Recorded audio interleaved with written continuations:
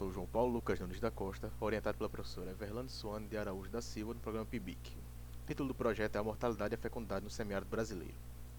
Esse trabalho se encaixa no objetivo 3 da ODS, Saúde e Bem-Estar. A região semiárida brasileira é constituída por estados da região Nordeste e Sudeste do país, necessitando uma atenção especial por tratar da localidade menos desenvolvida.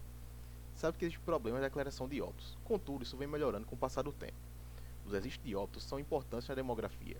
Utilizando-os, é possível avaliar a situação do sistema de saúde, entre outras possibilidades. Em paralelo a isso, ocorreu a participação na plataforma Covid-19 para o estado da Paraíba, com o intuito de verificar as relações entre saúde, território e proteção social em tempos de crise sanitária. Dentre os objetivos, buscamos avaliar e ajustar a qualidade dos registros de óbito, e ao construir indicadores de mortalidade, evidenciar esta componente demográfica no semiárido brasileiro no período de 2010 a 2019. Comparar as causas mal definidas de mortalidade, atualizar as bases de dados para o ano mais recente disponível no SIM, calcular indicadores de mortalidade, atualizar o cenário de qualidade dos dados de óbitos para grupos pouco explorados, por exemplo, óbitos por idosos, e cálculo dos indicadores demográficos para o semiárido paraibano, do projeto Plataforma Covid-19, Relações entre Saúde, Território e Proteção Social em tempos de crise sanitária. Os dados referentes aos óbitos foram obtidos a partir do Sistema de Informações sobre Mortalidade, que foi considerado triênio 2017 a 2019 para ajuste das informações. As causas básicas de morte e mal definidas foram redistribuídas utilizando o método de Lenderman. A taxa bruta de mortalidade se refere à probabilidade de que um indivíduo de uma determinada população tenha de morrer em um período específico. Adentrando no projeto sobre Covid-19, foram calculados indicadores indiretamente relacionados que remetem à situação de saúde e demográficos dos municípios, e diretamente relacionados, que remetem por sua vez à causa de óbito em si. A figura 1 levou a perceber a tendência do declínio da proporção de óbitos por causa não definida ao longo dos anos, mostrando a melhoria nos métodos de avaliação. Em contrapartida, existem alguns estados que fizeram o caminho inverso, tendo aumento na proporção de casos com óbitos mal definidos, o Sergipe, por exemplo, mostrando que há muito que se melhorar para assim obter dados com melhor qualidade. A tabela 2 mostra a distribuição de óbitos por causas mal definidas, segundo características sociodemográficas para o estado para o ano de 2019. Em média, os óbitos por causas mal definidas equivalem a 55% para o sexo masculino e 45% para o sexo feminino.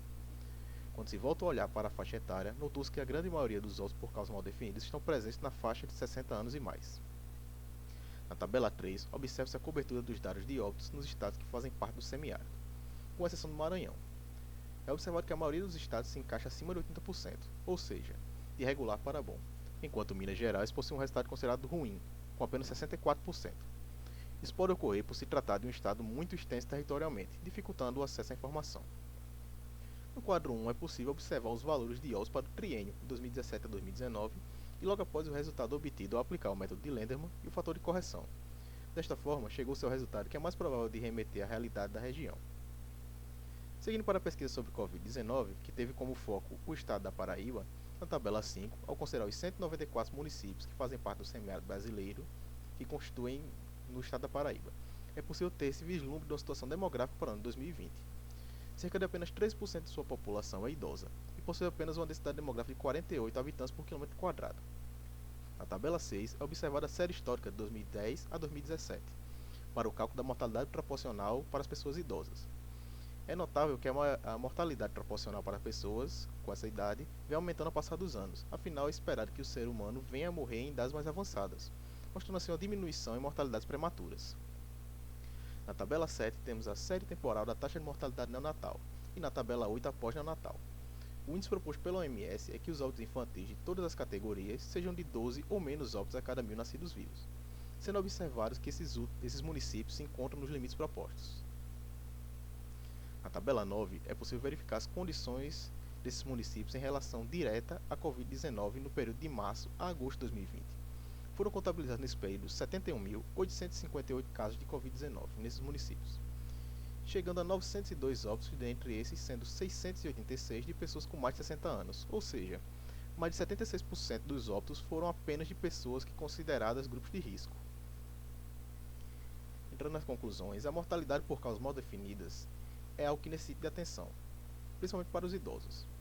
Dentre os resultados obtidos, é possível dizer que os municípios seguem uma tendência de avanço na qualidade dos dados da mortalidade. Vale salientar que cerca de 75% das causas de óbito mal definidas ocorreram principalmente nas faixas etárias superiores a 60 anos. Ao aplicar o fator de correção em método Lenderman, foi possível observar um ganho considerável no número de óbitos, que já era algo mais próximo da realidade.